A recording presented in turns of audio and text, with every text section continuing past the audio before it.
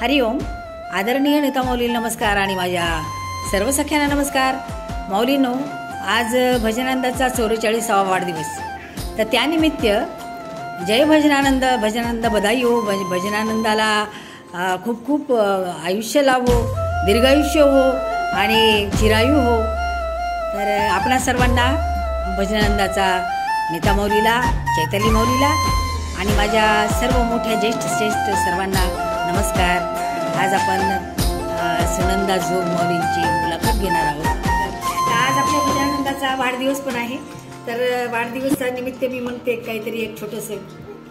बधाई ओ बधाई जन्मदिन की आपको, बधाई ओ बधाई जन्मदिन की आपको, जन्मदिन तुम्हारा मिलेंगे लड्डू हमको, जन्मदिन तुम्हारा मिलेंगे लड्डू हमको, बधाई ओ बधाई, बधाई हो बधाई भजनानंद को.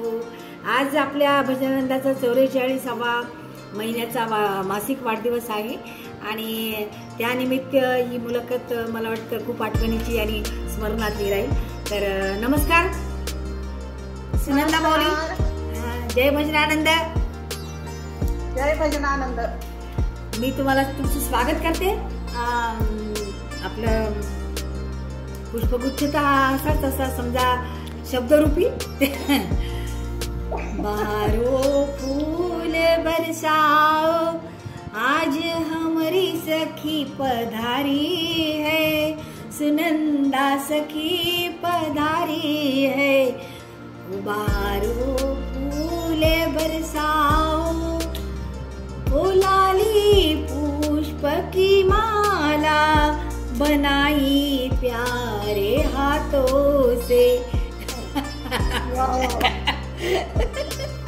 आई उत्साह बढ़ाने भजनानंद की सखियां के, बाहरो स्वागत कर जाओ प्रिय सखी आई है, सुनंदा माऊली आई है. बाहरो फूल बरसाओ सुनंदा माऊली आई है, सुनंदा माऊली आई है. जय भजनानंद माऊली. तर आता नमस्कार करते वाढदिवसानिमित्त तुम्हाला आणि सर्व सख्यांना. आदरणीय नेता माऊलीला नमस्कार करते आणि आमच्या श्रेष्ठ ज्येष्ठ सगळ्या ज्या माऊली आहेत त्या सर्वांना आपल्या सगळ्यांतर्फे भजनानंदाच्या शुभेच्छा, खूप खूप शुभेच्छा 44वा वाढदिवसानिमित्त. आता आपण प्रश्न उत्तर घेऊया का? हो चालेल. माऊली, आता मी प्रश्नाकडे वळले. तर तुमचा म्हणजे आता जन्म, बालपण याबद्दल थोडंसं सांगा आम्हाला. नमस्कार नीता माऊली, मीनाक्षी माऊली, चैताली माऊली, वंदना माऊली, तुम्हालाही नमस्कार आणि माझ्या सर्व सख्यांना सस्नेह नमस्कार. माझं माहेरचं म्हणजे पहिलं नाव अंजली पांडुरंग बापट. आम्ही मूळचे इचलकरंजीचे, पण माझे वडील इंजिनियर होते आणि बिझनेसच्या निमित्तानं मग आम्ही कर्नाटकात विजापूरला शिफ्ट झालो. त्यामुळे माझा जन्म विजापूरमध्ये झाला. आम्ही 5 भावंड, 3 बहिणी, 2 भाऊ. मी सगळ्यात लहान, अर्थात शेंडेफळ, त्यामुळं सगळ्यांची लाडकी. आणि माहेरी भरपूर श्रीमंत, त्यामुळं लहानपण अगदी समाधानात, आनंदात, ऐश्वर्यात गेला. अगदी छान, मस्त. शिक्षण कसं झालं तुमचं? शिक्षण छान, पण माझे वडील मी 8 वर्षाचे असताना गेले. त्यामुळं आईची इच्छा होती की तिच्या डोळ्या देखत माझं लग्न व्हावं. त्यामुळे माझं कॉलेजचं शिक्षण काही पूर्ण झालं नाही. बरोबर. अर्धवट झालं. कॉलेज तरी 12वी वगैरे? हा, पहिलं वर्ष 12वी झाली. बरोबर, 12वी. छान छान. अजून मग नंतर पुढचा प्रवास कसा झाला? वडील लवकर जात राहिले? हा, वडील लवकर गेले, पण मग 2 भाऊ होते, बहीण होती, त्यामुळे तसा काही फारसा काही प्रॉब्लेम आला नाही. आणि 1976 मध्ये लग्न झालं आणि लग्नानंतर सुनंदा विश्वास जोग झाले. अरे वा. मिस्टर बँक ऑफ महाराष्ट्र मध्ये होते. खूप मोठे होते मिस्टर. मला 3 मुली, आता 3 मुलींची लग्न झालेली आहेत आणि परमेश्वर कृपेने जावई खूप छान मिळाले. त्यामुळे मुली पण माझ्या स्वतःच्या त्यांच्या प्रपंचात अगदी आनंदात समाधानात आहेत. आणि दुर्दैवानं 2 वर्षापूर्वी मिस्टरांचं निधन झालं. त्यामुळे आता मी एकटीच असते. एकटीच आहेत का सध्या? हा सध्या. तरी पण आता आपला एकटेपणा घालवण्यासाठी आपल्याला हा भजनानंद खूप छान मिळालेला आहे. हो, खूप सुंदर व्यासपीठ मिळाले. बरं, तुम्हाला तुमच्या म्हणजे आवाज खूप गोड आहे आणि तुम्ही गाणी तर खूपच छान म्हणतात. आता दरवेळेस मी ऐकतच असते रोजची गाणी तुमची. तर तुम्हाला ही गाण्याचा छंद कसा किंवा गाण्याची आवड कशी? आता मी सांगते, माझी आई गाणं म्हणजे फारसं म्हणजे आवाज नव्हता, पण पेटी फार सुरेख वाजवायची आणि गाण्याची प्रचंड आवड. त्यामुळं वयाच्या 8व्या वर्षी तिनं मला गाणं शिकायला आणि पेटी वाजवायला अशा दोन्ही क्लासला घातलं. म्हणजे माझ्या संगीतातली पहिली गुरु माझी आई. त्यामुळे तिथून माझा संगीतमय प्रवास सुरू झाला. आणि माझ्या गाण्याकडे तिचं इतकं बारीक लक्ष असायचं की मी बरोबर म्हणते की मी कुठं बेसूर होत नाहीये ना. त्यामुळे पाठाईने हे खूप म्हणजे तिचं प्रचंड प्रोत्साहन मला मिळालं होतं खूप म्हणजे. आणि शाळेत तर काय सगळीकडे मी भाग घ्यायची, बक्षिसं पण खूप मिळवली आहेत. आणि मला शाळेतली घटना सांगते की 10व्या वर्षी बिजापूरला PWD ऑफिसमध्ये गणेशोत्सवाच्या निमित्ताने गाण्याच्या स्पर्धा असायच्या. तर त्याच्यात मी भाग घेतला होता. आणि पेटीवरती मी स्वतः पूर्वी सुवर्ण सुंदरी सिनेमा हिंदीत होऊन गेला होता. तर त्यात कुहू कुहू बोले कोयलिया हे गाणं स्वतः वाजून म्हटलं. अर्थात पहिला नंबर आला. गाण्याला बोनस मिळाला आणि खूप छान. म्हणजे हा माझ्या आयुष्यातला अगदी न विसरण्यासारखा प्रसंग. आणि ह्या गाण्याचं वैशिष्ट्य असं आहे, 4 कडवी आहेत. 4ही कडवी वेगवेगळ्या रागातली. सोहनी, बहार, जौनपुरी आणि यमन कल्याण अशा 4 गाण्यात गाणं बसवले. आणि शाळा कॉलेजमध्ये सुद्धा ऑर्केस्ट्रामध्ये वगैरे मी म्हणजे संधी मिळाली गाण्याची आणि स्पर्धेमध्ये भाग घ्यायची. आणि माऊली तुम्हाला सांगते की असं एकही स्पर्धा माझी अशी गेली नाही की जिथं मला त्या स्पर्धेत बक्षीस मिळालं नाही. पहिला किंवा दुसरा. खूप अभिनंदन माऊली. त्यामुळे गाणं म्हणजे अगदी सगळं म्हणजे माझं खूप आवडीचं म्हणजे रोमरोमात आहे गाणं तुमच्या रोमरोमात. त्यामुळे लहानपणापासून ना त्याचं रुजल्यासारखं झालंय गाणं. श्वासच झालाय तो. आणि आई तुमची पहिली गुरु, आईनच तुम्हाला या मार्गाला लावलंय समजा. आईची कला तिनं तुमच्यात पाहिली समजा. बरोबर, तिच्याकडनं वारसा मला मिळाला. तेच नाही. आणि खूप छान म्हणजे तुमच्या आईबद्दल पण मग एखादं आम्हाला थोडस कुहू कुहूच म्हणून दाखवा. आता तुमचा पहिला नंबर आलेला असेल, आम्हाला ते ऐकण्याची खूप इच्छा आहे. हो चालेल.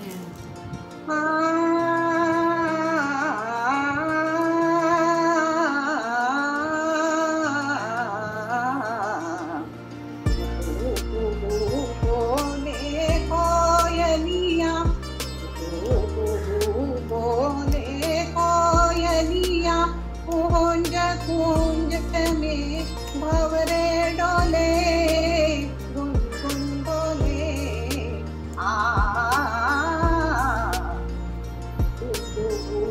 बोले कोयलिया. आता बाकीचे राग त्या जाऊ द्या. तुम्ही एखाद्या वेळेस म्हणून भजनानंद टाका एखाद्या वेळेस तरी. बरं, पेटीचं मला लागतं, मला पेटी येते हार्मोनियम. तर मग हार्मोनियम आम्हाला दाखवा ना वाजून थोडीशी. काय झालंय, आता माझी प्रॅक्टिस मध्ये गॅप फार पडली. मला लग्नानंतर स्कोप मिळाला नाही इकडे सासरी. त्यामुळे जरा ती कला माझी जरा थोडीशी मागं पडल्यासारखी झाली. असं झालंय ते. तरी पण ज्ञान आहे तुम्हाला सगळ्या रागांचं वगैरे, शास्त्रीय संगीताचं पूर्ण ज्ञान आहे. बरं काही असो, आता आपल्या भजनानंदाने तुम्हाला खूप म्हणजे एक तर व्यासपीठ पण दिलं आणि भजनानंदाने खूप अशा मैत्रिणी पण सख्या पण दिल्या. आणि भजनानंदामध्ये आल्यानंतर तुम्ही कोणाच्या मार्फत आलात किंवा भजनानंद आल्यानंतर तुम्हाला काय जाणवलं किंवा काय बदल झाला?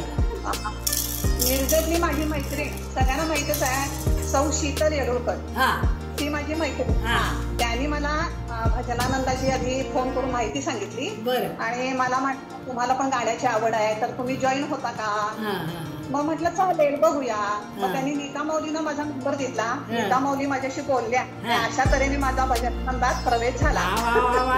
साक्षात म्हणजे माऊलींनीच जे घेतलंय तुम्हाला, त्याच्यामुळं प्रश्नच नाही काय. बरोबर, माऊली म्हणजे रत्न पारखूनच घेतात असं आहे माऊलींचं. बरोबर बरोबर बरोबर. आणि काय झालं, माऊली नुकतेच माझे मिस्टर गेले ते, आणि मी स्वतः होती ना असं दुःखाचं म्हणा किंवा नैराश्याचं असं जे वलय निर्माण केलं होतं ते अक्षरशः सगळं आता दूर गेलंय. म्हणजे की निव्वळ ह्या भजनानंदामुळं की हा समूह तसा आहे की आपल्याला नीता मौली सारख्या आदर्श गुरु लाभल्या सगळ्यांना. आणि माझं बंद पडलेलं गाणं चालू झालं. माझी हौस आता मला पूर्णपणे भागून घेता येते आणि त्याच्यातच राहता येते ना, हौशीमध्येच राहता येते दिवसभर, त्याच्यातच राहते. आणि तिथं गुजरातनं तर काय प्रश्नच नाही, टॉनिकच आहे. नित्य नवीन काहीतरी माऊली नवीन विषय घेऊन काहीतरी सांगत असतात, आपण त्यातनं काहीतरी बोध घेत असतो. परत म्हणजे माझं काय झालं, जगण्याकडे जो दृष्टिकोन होता तो माझा एकदम बदलून गेला बघण्याचा. आणि खूप चांगलाय, तुमच्यासारख्या खूप चांगल्या मैत्रिणी मिळाल्या मला. धन्यवाद. छान, धन्यवाद. त्यामुळं आणि नवीन नवीन विषय देतात, त्यामुळे आपल्या बुद्धीला पण चालना मिळते ना. त्यामुळं खूप सगळा आनंदच आहे, काही नाही. आणि कसं ते बाकीच्यांचं पण आपण ऐकतो वाचतो ना, त्याच्यामुळे फार फरक पडतो, विचारामध्ये खूप फरक पडतो. आणि तेच ना तुम्ही म्हणाला तसं की आपल्या जे निगेटिव्हिटी असते ती सगळीच आपल्या भजनानंदात निघून जाते. हा एक मोठा गुण आपल्या भजनानंदाचा आहे. आणि नेहमी इथे खूप कौतुक केलं जातं ना, एकतर म्हणजे आपण त्या कौतुकाला पात्र असतो नसतो माहित नाही आपल्याला, पण आपलं कौतुक होतं एवढं नक्की. कारण त्या लेवलला आपण नसतो. अगदी माऊली भर भरून कौतुक करतात. आता शुभरजनी द्यायला शिकले, कितपत जमतंय मला खूप सुंदर शुभरजनी असते तुमची. मी तर शोधत असते तुमची, ज्यावेळेस कधीच चुकवत नाही मी ऐकल्याशिवाय. आणि आहेतच आपल्या शुभरजनीच्या अंजली कस्तुरे, प्रतिभा माऊली, तुम्ही आणि अजून शुभांगी माऊली, दोन्ही शुभांगी खूप अतिशय म्हणजे प्रतिभाशाली माऊली आहेत सगळ्याजणी. आणि आपापले एकदम व्यवस्थित सांगतात सगळं, आणि त्याच्यामध्ये आपल्या सौंदर्याची भर घालतात काही ना काहीतरी. बरोबर आहे, बरोबर बरोबर. म्हणून म्हटलं आता ही मुलाखत सुद्धा घ्यायचं, पहिल्यांदाच मी प्रयोग केला हा. तो सुद्धा नीता मौली मला म्हणाल्या मीनाक्षी कुलकर्णींची तू घे मुलाखत. अरे बापरे म्हटलं, मला एवढं टेन्शन आलं, म्हटलं आपल्याला जमणार का हे. ठीक आहे, परमेश्वर पाठीशी आहे, माऊलींचे आशीर्वाद आहेत, त्यामुळे सगळं सुरळीत चालू आहे. मस्त. चला अजून काही विचारायला आपल्याला का तुमच्या आवडीचा अजून काय छंद आहेत बरं? गाणं आहे. त्याच्या आधी पूर्वी मी बरंच काम केलंय, क्लॉथ पेंटिंग, ग्लास पेंटिंग किंवा मण्यांची तोरणं म्हणा, वायरच्या पिशव्या, असं बरंच केलंय. पण त्यातलं आता काहीही शिल्लक राहिलेलं नाहीये. नाही, आम्हाला नमुना पाहायला आवडला असता. आवडलं असतं. कोणी नातेवाईकांनी नेलं, निम्म मुलीने पळवलं, तेव्हा गेलं सगळं. आणि पूर्वी होतं ना हो, म्हणजे कसं होतं, मुलीला दाखवायचा जर कार्यक्रम असला तर तिला काय येतं, म्हणजे हे भरतकाम, विणकाम किंवा मशीन चालवणं, ह्या गोष्टी फार आवश्यक होत्या. आवश्यक होत्या. आणि तिनं केलेलंच ते रुखवतावर मांडायचे. ही एक पद्धत होती. माझ्या बाबतीत तेच झालंय, मी केलेलं रुखवत सगळं माझंच होतं. विकत काही मिळायचं नाही ना, सगळं घरीच करायचं.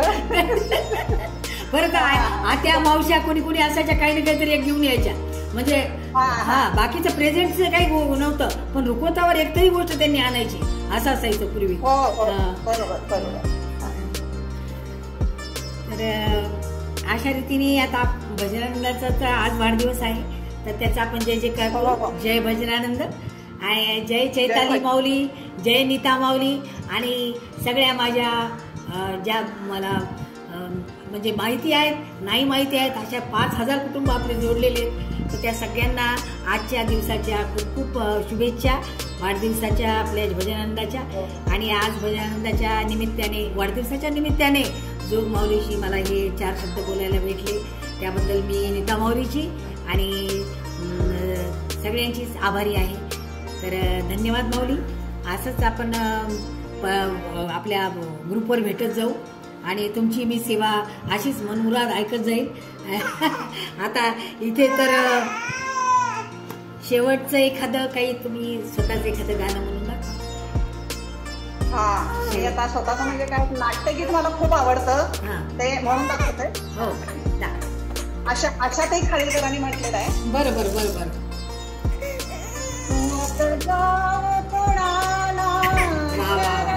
वा वा.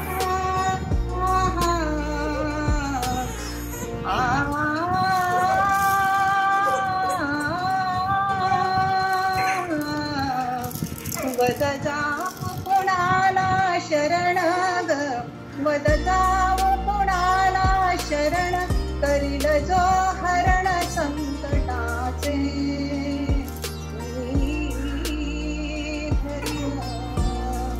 चरण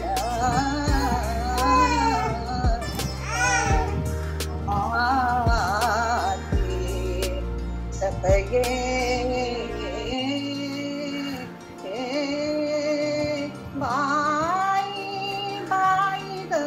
वद जाऊ कुणाला शरण ग, वद जाऊ कुणाला शरण, कुणाला शरण, कुणाला शरण.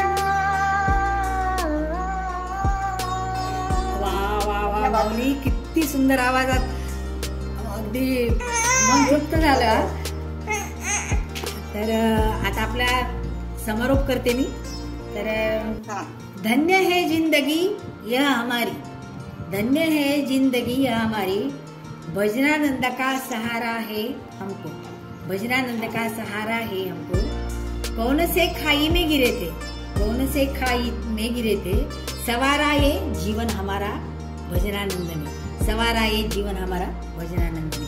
तर भारत माता की जय. वंदे मातरम, वंदे मातरम.